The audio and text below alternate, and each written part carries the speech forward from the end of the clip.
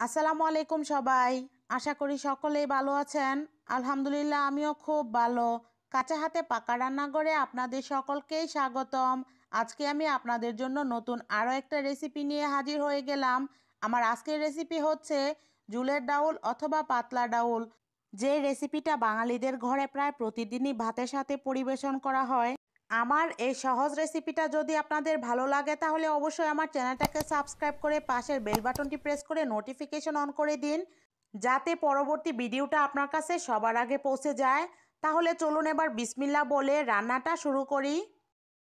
ডাউল রান্না করার জন্য একটা পাতিলের মধ্যে দিয়ে দিচ্ছি 1 কাপ মুসুরির ডাউল। আমি ডাউলটা রান্না করার প্রায় 2 ঘন্টা আগে ভিজিয়ে রেখেছিলাম যাতে তাড়াতাড়ি সিদ্ধ হয়। এখন এর মধ্যে দিয়ে দিব একটা দেশি রসুন কুচি। রসুনটা আমি লম্বা করে কুচি করে নিয়েছিলাম, আর নিয়েছি একটা পেঁয়াজ কুচি। এবার দিয়ে দিচ্ছি 6 থেকে 7টা চেরা কাঁচামরিচ, আর দিয়ে দিচ্ছি স্লাইস করে কেটে নেওয়া 2টা পাকা টমেটো। দিয়ে দিচ্ছি পরিমাণ মতো লবণ। লবণটা দিয়ে আমি পাতিল ভরে পানি দিয়ে দিব, কারণ আজকে আমি পাতলা ডাউল রান্না করব। যারা টমেটো দিয়ে পাতলা ডাউল খেতে পছন্দ করেন তারা এভাবে ট্রাই করতে পারেন। দেখুন আমার পানি দেওয়া হয়ে গিয়েছে, এবার এটা আমি চুলায় বসিয়ে দেব। আমি পাতিলটা চুলায় বসিয়ে দিয়েছি। এবার চুলার জালটা হাই হিটে ধরিয়ে দেব, আর ঢাকনা দিয়ে বলক আসা পর্যন্ত অপেক্ষা করব। এই পর্যায়ে চুলার জালটা কিন্তু অবশ্যই হাই হিটে রাখতে হবে। এবার ঢাকনা খুলে নিচ্ছি। আমার ডাউলের মধ্যে বলক চলে এসেছে, আপনারা দেখতেই পাচ্ছেন। আর ডাউলের মধ্যে যখন বলক চলে আসে তখন কিন্তু উপর থেকে এরকম ফেনা ফেনা হয়। এই ফেনাগুলো আপনারা চাইলে একটা চামচের সাহায্যে ফেলে দিতে পারেন। তবে ফেলার আগে হালকা হাতে একটু নেড়ে নেবেন, তা না হলে পেঁয়াজ রসুন কুচিগুলো ফেনার সাথে চলে যাবে। ফেনাগুলো ফেলার পর ডাউলটা প্রায় সিদ্ধ হয়ে গেলে 1 কাপের মতো ধনিয়া পাতা কুচি দিয়ে দিচ্ছি। আপনারা চাইলে ধনিয়া পাতাটা স্কিপ করতে পারেন, কিন্তু এটা দিলে অনেক বেশি টেস্টি হয় এই ডাউলটা। তাই ধনিয়া পাতা হাতের কাছে থাকলে অবশ্যই দিবেন। এখন আমি 1 চা চামচ হলুদের গুঁড়া দিয়ে দিলাম।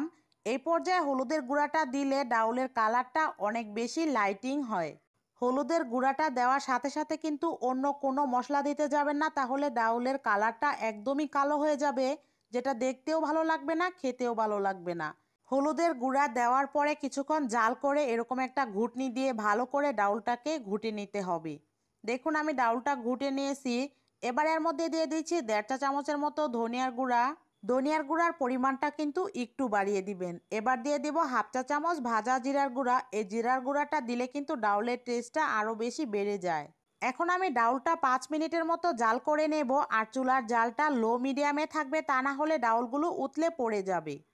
দেখুন আমার ডাউলটা কিন্তু জাল করা হয়ে গিয়েছে। এবার আমি ডাউলের পাতিলটা নামিয়ে আমি ডাউলগুলো একটা সসপ্যানের মধ্যে ট্রান্সফার করে নিয়েছি, আর পাতিলটা আবার চুলায় বসিয়ে দিলাম।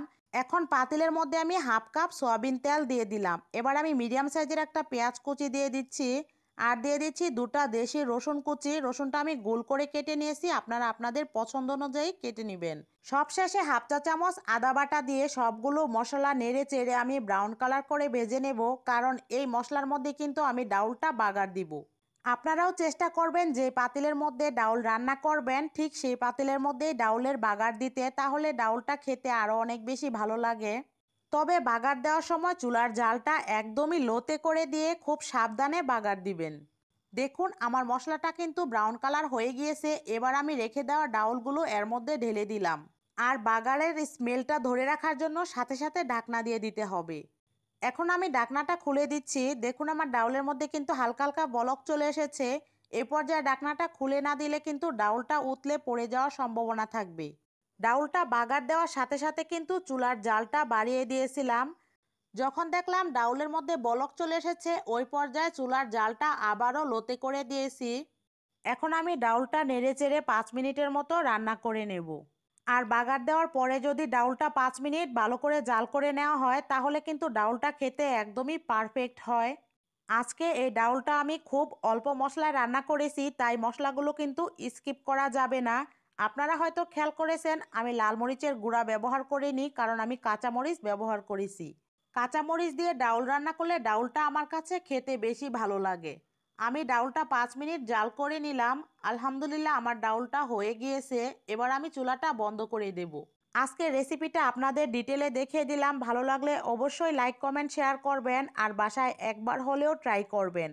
আজকে এখানেই বিদায় নিচ্ছি। সবাই ভালো থাকবেন, সুস্থ থাকবেন। আল্লাহ হাফেজ।